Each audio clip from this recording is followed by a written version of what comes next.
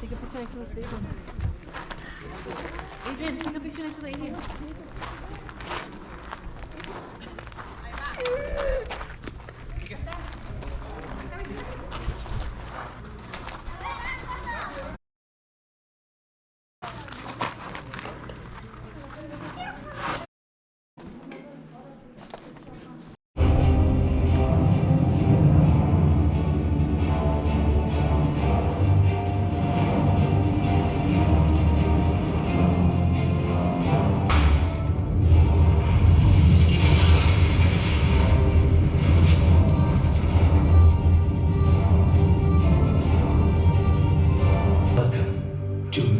Crater, where outer space meets planet Earth in a spectacular display of nature's force.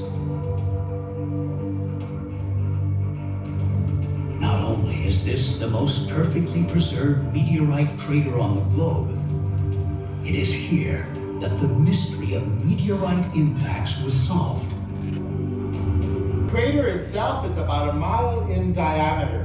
But to give you an idea how big that is, imagine 20 football games being played simultaneously on the floor while 2 million people watched inside.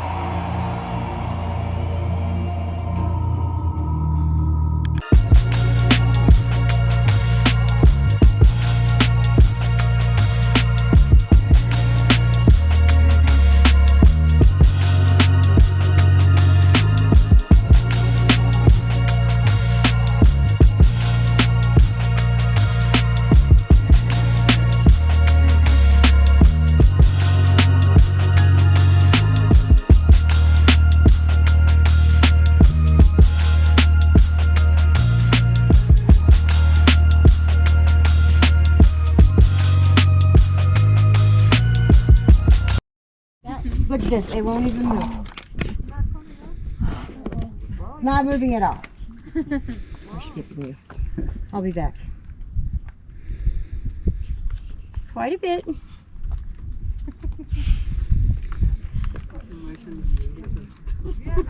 You almost threw it on the ground too. You haven't, a little bit. All right, so you have to concentrate. Release the meteorite, okay? Really? But these two gentlemen, they also flew Cessnas. So they had picked up a Cessna 150 just east of here one evening. They were on their way to California to sell it. Kind of looked at each other and said, hey, how about we go look at that crater a little bit closer in a smaller plane.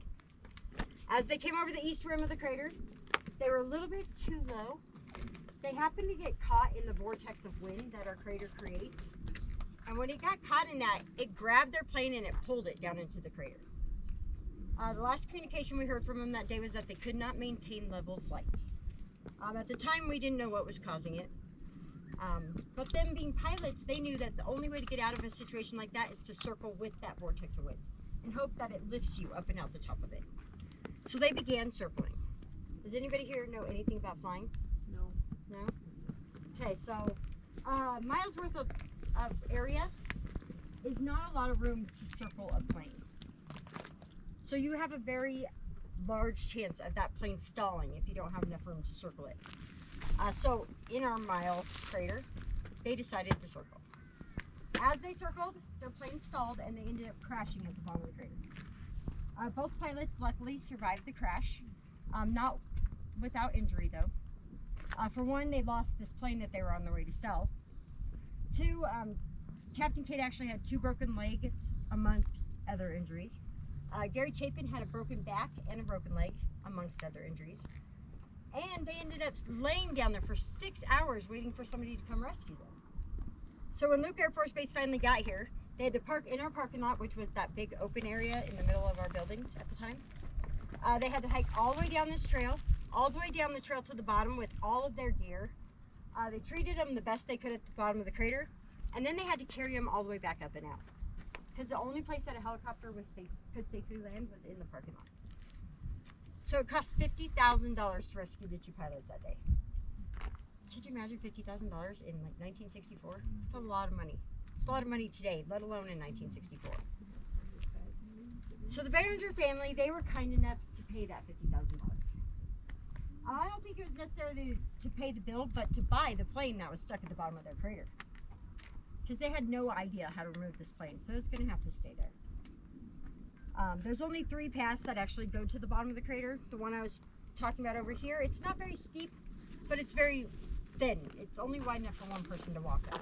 So carrying a giant piece of plane, I don't think is very... So there's 2 trails over on the south rim over there. There's one in the first crack on this side. It's a zigzag trail that the miners use.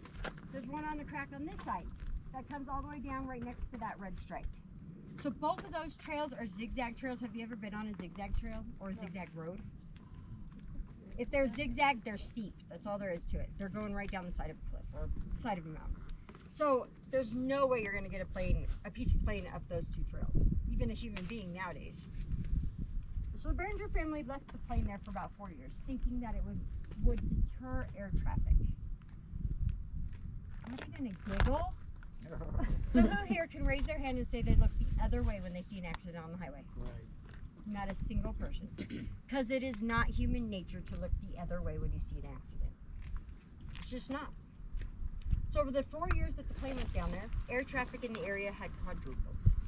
There's planes, helicopters, hand gliders. If it flew, it was flying over our crater. So the Barringer family realized that before one of those planes or helicopters got stuck in that vortex of wind, they had to get rid of this plane. Can anybody guess how they got it up and out of the crater? I'm not going to answer it until somebody guesses. So. They didn't? What did they do with it then? They blew it up? Buried it. Blew it up, buried it. Okay, those are my 2 and my number 1 answers. Anybody else have an answer? Burned it. Good guess. I'm waiting for somebody on this side. Very good guess. So they never removed it from the bottom of the crater. They thought out of sight, out of mind, drug it across the bottom and dropped it in the mine shaft. So good guess. There is a Cessna 150 down there in the mine shaft site. It is still there today. We'd like to say as tour guides that if we ever lost our written record of this place and we had a whole new generation of human beings standing up here trying to figure out how the hole was created, they would be very confused. Oh, come on. Are you guys tired? You're just shy. All right. Usually that makes people laugh. So the 2 pieces I pointed out, guys, the piece closest to us that looks kind of like a quarter is actually a 10-foot wing of that plane. Yeah. The one that is further back than it, that's cylindrical, is the fuselage of that plane. So 2 very large plane pieces that look very large, small from up here. Just kind of puts it in perspective once again of how large the crater really is. Are there any questions? I know it's a dumb question, but are there any questions? All right, so how about, where's the flag and the astronaut? It's right Did there. anybody find it? It's actually really, really visible right now. So during the day, it's not so visible. You can't even tell it's there. But right now, it is very visible. But that is a full 6'2" cutout of an astronaut. Same size as the one that's over there by the building. That was a pretty cool story that the woman told us about the pilot getting stuck and going back there to rescue them, and that's awesome. I mean, not awesome that they got stuck, you know, but you know, it's just awesome to hear something like that. So now we're heading back inside, and I'm gonna get some souvenir coins for sure. I'm gonna show you guys my collection in a bit, and yeah, I'll show you guys around more inside.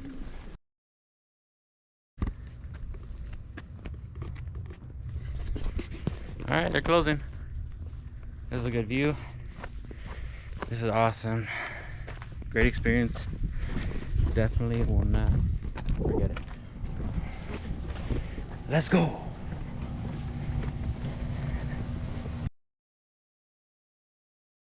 All 4 of these. And I got all 4 of these. What was it?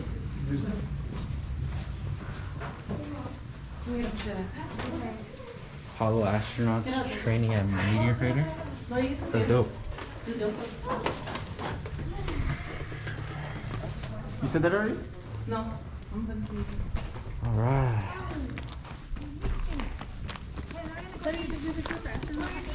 Okay, that's gonna be it for today's video.